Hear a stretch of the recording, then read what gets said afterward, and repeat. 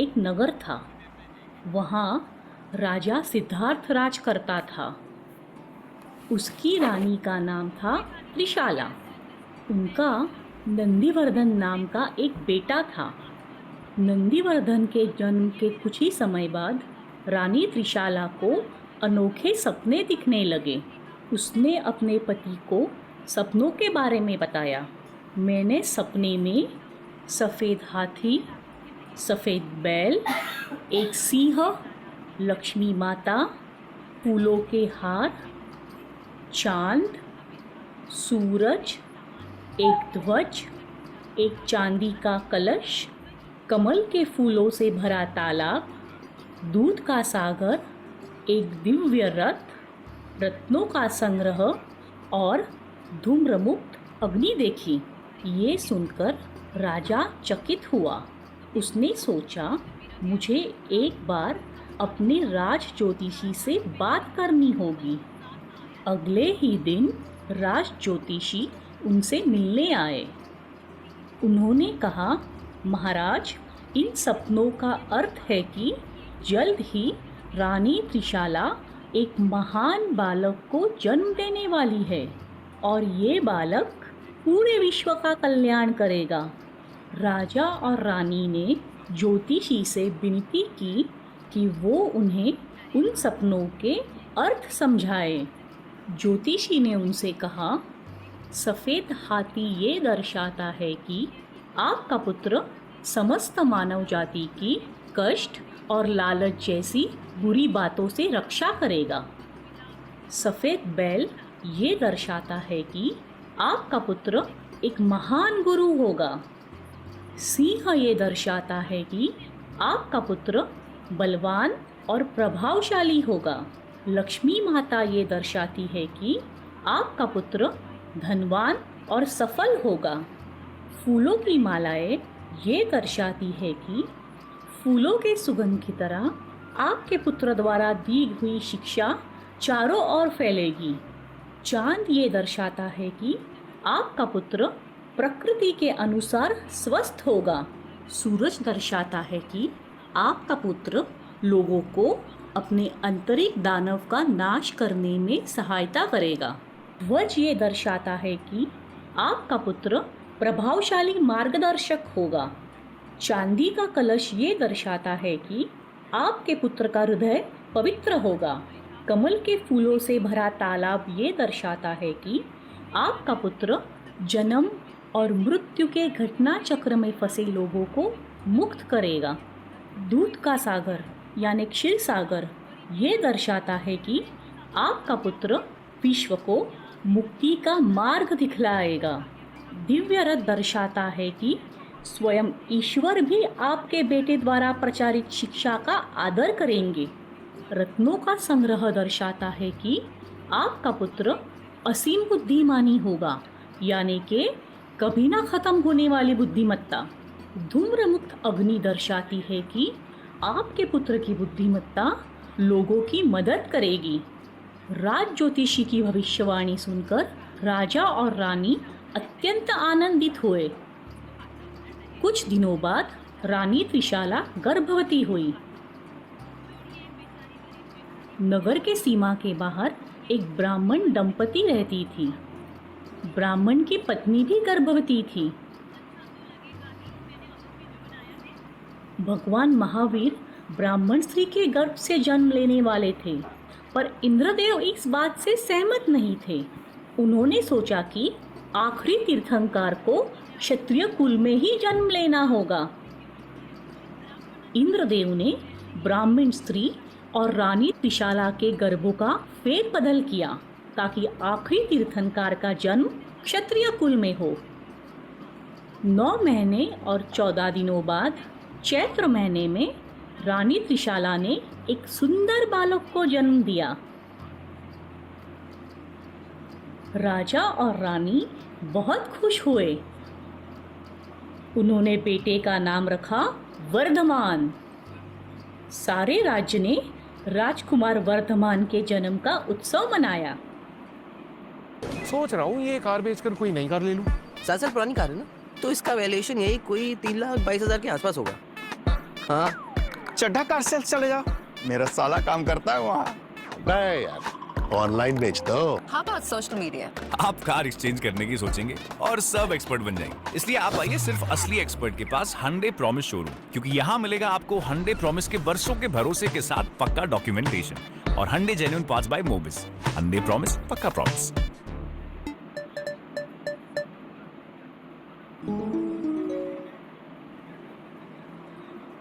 भगवान महावीर का बचपन। राजा सिद्धार्थ और रानी त्रिशाला ने राजकुमार वर्धमान का जन्म उत्सव पूरे 10 दिनों तक मनाया। सारा नगर सजाया था, शानदार भोजन की व्यवस्था की थी, सारी प्रजा में उपहार बांटे। सभी ने नन्हे राजकुमार को आशीर्वाद दिए। समय बीतता गया। अब वर्धमान एक आदर्श और प्रशंसनीय राजकुमार था। राजा और रानी ने सोचा कि अब वर्धमान को शिक्षा ग्रहण करने गुरुकुल जाना चाहिए। उन्होंने राजकुमार को नियमानुसार गुरुकुल भेज दिया। वर्धमान एक असाधारण विद्यार्थी था। समय बीतता गया। अब वर्धमान एक बहादुर, होशियार और उत्तम राजकुमार बन गया था। एक दिन वर्धमान अपने दोस्तों के साथ खेल रहा था। अचानक किसी ने एक जहरीला सांप देखा। सभी चिल्लाते हुए यहाँ वहाँ भागने लगे, पर वर्धमान शांत खड़ा था। वो धीरे से सांप की तरफ गया। उसने झुककर सांप को स्पर्श किया। सांप वहाँ से शांतिपूर्वक निकल गया। ये देखकर सभी चकित हुए। सभी मित्रों ने वर्धमान की प्रशंसा की। तुम तो कितने निडर हो। किसी ने कहा तुम तो शूरवीर हो। पर वर्धमान का एक मित्र इस बात से खुश नहीं था। वो वर्धमान जितना ही लंबा और बलवान था। उसे अब तक लग रहा था कि सारे मित्रों में वो अकेला ही निडर है। सभी को वर्धमान की प्रशंसा करते देख वो क्रोधित हुआ। उसने वर्धमान से कहा, अब मुझसे मुकाबला करो। वो वर्धमान को अपने कंधे पर लादकर दौड़ने लगा। वर्धमान ने उसे रुकने की विनती की, पर वो लड़का भागता रहा। अंत में वर्धमान ने उस पर अपनी मुष्टि से प्रहार किए। लड़का दर्द के मारे रोने लगा और उसने वर्धमान को छोड़ दिया। अब सारे मित्र चिल्लाने लगे, तुम तो शूरवीर ही नहीं बल्कि सबसे बलवान भी हो। तुम तो महावीर हो, यानी सबसे बलवान। उस दिन के बाद सभी राजकुमार को महावीर कहने लगे। भगवान महावीर और हाथी। महावीर गुरुकुल में मन लगाकर पढ़ रहा था। गुरु उसे जीवन का हर पहलू सिखा रहे थे।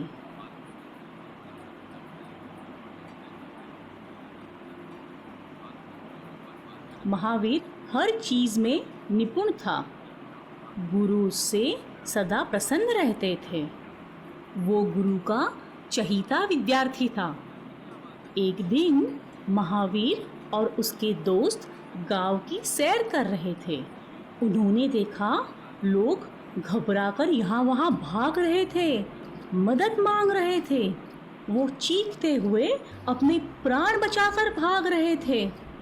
महावीर और उसके दोस्तों ने एक बड़ा हाथी देखा। वो अपने रास्ते में आई हर चीज को कुचलते हुए आगे बढ़ रहा था। पेड़ झोपड़ियां उखाड़ रहा था।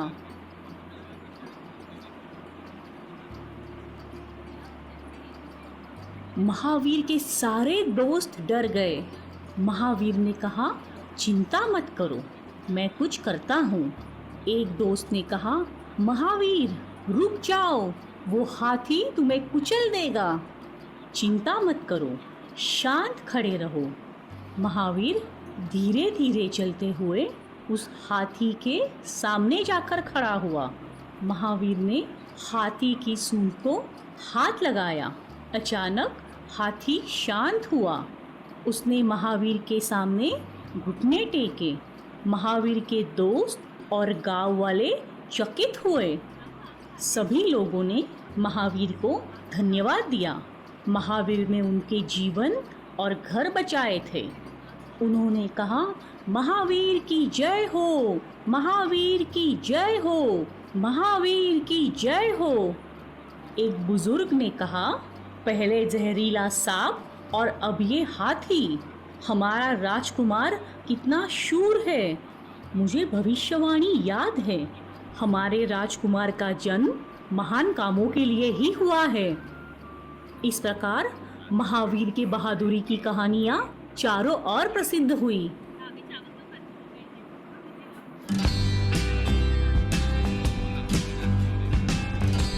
Crafto. चारों ओर प्रसिद्ध हुई। भगवान महावीर दीक्षा।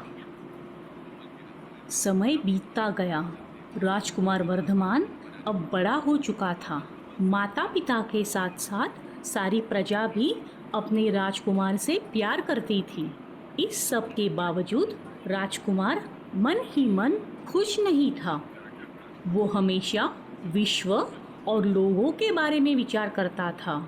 लोगों के बीच का सामाजिक और आर्थिक अंतर, वर्णभेद, अमीर गरीब, अच्छाई बुराई, ये सब देखकर उसे बड़ा दुख होता था। एक दिन राजकुमार ने तपस्वी बनने का निर्णय लिया। वो अपने माता पिता से आज्ञा लेने गया, पर जब उसने अपने माता पिता के सामने ये प्रस्ताव रखा तो उन्होंने राजकुमार का निर्णय अस्वीकार किया। उसकी माँ बहुत दुखी हुई। अपनी माँ की दशा देखकर राजकुमार ने निर्णय लिया कि जब तक माता पिता जीवित हैं वो उन्हें छोड़कर नहीं जाएगा। माता पिता के मृत्यु के बाद महावीर ने अपने बड़े भाई नंदीवर्धन से जाने की अनुमति मांगी। महावीर ने कहा, मैं यहाँ से दूर जाकर मानव जाति के लिए कुछ करना चाहता हूँ। उनका दुख दर्द दूर करने का कोई मार्ग खोजना चाहता हूँ। नंदीवर्धन ने कहा, अभी हमने अपने माता पिता को खोया है और अब मैं तुम्हें भी खोना नहीं चाहता। पर कुछ समय बाद नंदीवर्धन ने महावीर को तपस्वी बनने की अनुमति दे दी। महावीर ने अपना सारा धन गरीबों में बांट दिया। एक पालकी में सवार होकर उसने अपनी यात्रा शुरू की। कई लोग अपने राजकुमार के साथ निकल पड़े। लंबे समय तक यात्रा करके वो लोग जंगल पहुंचे। राजकुमार पालकी से बाहर आया। उसने अपने कपड़े और गहने उतारकर अपने भाई को सौंप दिए। अपने बाल उखाड़ दिए। राजकुमार ने अशोक पेड़ के नीचे बैठकर दीक्षा ली और वो तपस्वी बन गए। उन्होंने अपना सब कुछ त्याग कर 5 वचन लिए। भगवान महावीर के 5 वचन: अहिंसा, सत्य, अपरिग्रह, अस्तेय, ब्रह्मचार्य। इस तरह राजकुमार महावीर भक्ति के मार्ग पर निकल पड़े। भगवान महावीर और चंड कौशिक। अपने तपस्वी जीवन में भगवान महावीर एक गांव से दूसरे गांव की यात्रा करते थे। वो हमेशा नंगे पांव चलते थे। एक दिन वो वचाला गांव की तरफ जा रहे थे। रास्ते में उन्हें कुछ ग्रामवासी मिले। उन्होंने ग्रामवासियों से मार्ग दिखलाने की विनती की। एक ग्रामवासी ने कहा, यहाँ से 2 रास्ते वचाला गांव की तरफ जाते हैं। एक बाहरी रास्ता जो यात्रा करने के लिए सुरक्षित है, पर वो काफ़ी लंबा रास्ता है। दूसरा रास्ता एक जंगल से होते हुए जाता है। वो छोटा रास्ता है, लेकिन वो बिल्कुल भी सुरक्षित नहीं है। उस जंगल में चंड कौशिक नाम का एक बड़ा ही जहरीला सांप रहता है। भगवान महावीर निर्भय थे। उन्होंने जंगल के रास्ते से जाने की ठान ली। ग्रामवासी चकित हुए। उन्होंने भगवान महावीर से विनती की और कहा कि वो जंगल वाले रास्ते से ना जाए, परंतु भगवान महावीर ने कहा, चिंता मत करो, सब ठीक होगा। उन्होंने ग्रामवासियों को धन्यवाद कहा और वहाँ से निकल गए। एक ग्रामवासी ने कहा, क्या इन्हें अपने जीवन की जरा सी भी चिंता नहीं? भगवान महावीर उस घने जंगल से चल रहे थे। उन्होंने देखा कि हरियाली कम हो रही थी, सामने बंजर भूमि थी। उनका ध्यान एक सूखे पेड़ पर गया। वहाँ एक सांप बैठा था। सांप ने भगवान महावीर के पैरों की आहट सुनी। उसने देखा कि एक आदमी उसकी तरफ आ रहा था। अब सांप क्रोधित हुआ। उसने कहा, तुम कौन हो? क्या तुमने मेरे बारे में कहीं सुना नहीं? ये मेरी भूमि है, तुम्हारी यहाँ पाँव रखने की हिम्मत कैसे हुई? चंड कौशिक भगवान महावीर की तरफ आ रहा था। क्रोधित होते हुए भी वो चकित हुआ। ये आदमी औरों की तरह मुझसे डरकर क्यों नहीं भाग रहा है? अब चंड कौशिक भगवान महावीर के सामने था। उसने डरावनी फुफकार छोड़ी, पर भगवान महावीर वहाँ से नहीं हिले।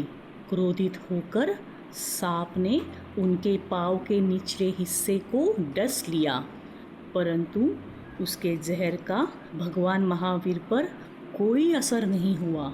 वो अपनी जगह से नहीं हिले। भगवान महावीर के पैरों से खून नहीं, दूध बह रहा था। सांप ये देखकर चकित हुआ। सांप ने उनकी ओर देखा। भगवान महावीर शांत खड़े थे। उनके चेहरे पर करुणा के भाव थे।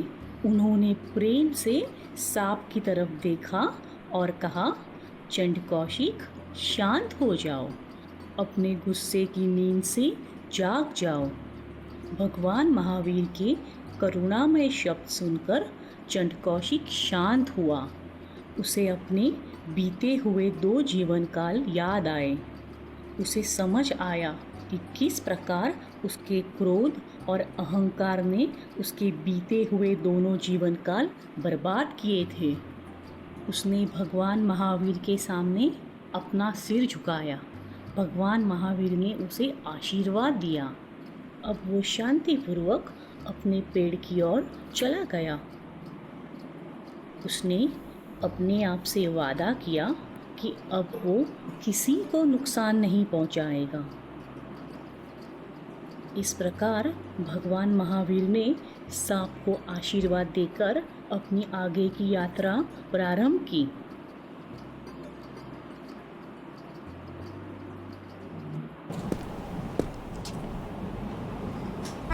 आपको भी पता है कि क्यूआर कोड सिर्फ पैसे देने के लिए स्कैन करते हैं, पैसे लेने के लिए नहीं। वाह, फिर ये गिफ्ट लो और गर्व से कहूं, मैं मूर्ख नहीं हूं। भगवान महावीर और चरवाहा। एक दिन भगवान महावीर गहरे चिंतन में मगन थे। वो एक बड़े पेड़ के नीचे बैठे थे। उनके चारों तरफ हरी और मुलायम घास थी। कुछ समय बाद एक चरवाहा वहां अपनी गाय लेकर आया। हरी और मुलायम घास देखकर वो खुश हुआ। उसने खुद से कहा, अरे वाह, इतनी सारी ताज़ी घास। उसे पेड़ के नीचे बैठे हुए भगवान महावीर दिखे। चरवाहे को पास ही के गांव में कुछ काम था। उसने सोचा, मैं उस सन्यासी से कह दूंगा कि मेरे गायों पर नज़र रखे। उसने भगवान महावीर के पास जाकर उन्हें अपने गायों पर नज़र रखने की विनती की, पर भगवान महावीर गहरे चिंतन में थे। उन्हें चरवाहे की बात सुनाई नहीं दी, पर चरवाहे को लगा कि भगवान महावीर ने उसकी विनती सुन ली और वो उसकी गायों पर नज़र रखेंगे। चरवाहा अपने काम से निकल पड़ा।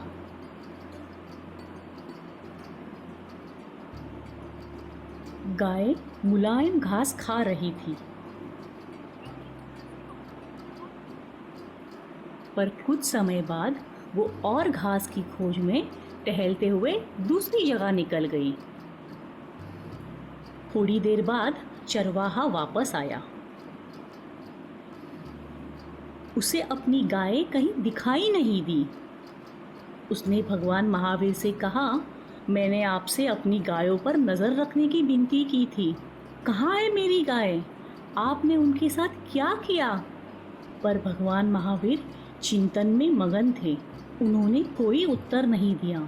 अब चरवाहा वहाँ से निकलकर अपनी गाय ढूंढने लगा। उसने हर तरफ ढूंढा और मायूस होकर लौट आया। उसे अपनी गाय भगवान महावीर के आसपास घास खाती दिखाई दी। वो नाराज़ हुआ। उसे लगा कि भगवान महावीर ने उसे तकलीफ देने के लिए उसकी गायों को कहीं छुपाया था। उसने एक रस्सी उठाई और वो भगवान महावीर पर वार ही करने वाला था कि किसी ने उसे पीछे से पकड़ लिया। जब उसने पीछे मुड़कर देखा तो उसे एक पीली रोशनी दिखाई दी। स्वयं ईश्वर उसके सामने खड़े थे। ईश्वर ने कहा, क्या तुम्हें दिखाई नहीं देता कि वो गहरे चिंतन में है? पर उन्होंने मेरे साथ छल किया, मेरी गाय कहीं छुपा दी थी। ईश्वर ने कहा, वो कोई आम सन्यासी नहीं है, वो राजकुमार वर्धमान है जिसने अपनी सारी धन दौलत पीछे छोड़ दी। उसे तुम्हारी गायों या किसी और चीज़ से कोई मतलब नहीं। अगर तुम उसे नुकसान पहुंचाने का प्रयत्न करोगे तो तुम्हें उसका बुरा फल मिलेगा। ये सुनकर चरवाहे को अपनी गलती का एहसास हुआ। उसने भगवान महावीर के सामने घुटने टेके, उनसे क्षमा मांगी और वहाँ से निकल गया।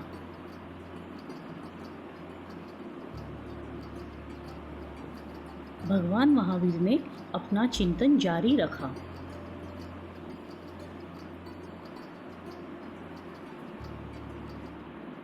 दोस्तों, अगर आपको ये वीडियो पसंद आया हो तो इस वीडियो को लाइक कीजिए, शेयर कीजिए और हमारे चैनल को सब्सक्राइब कीजिए और बेल आइकन दबाना मत भूलना।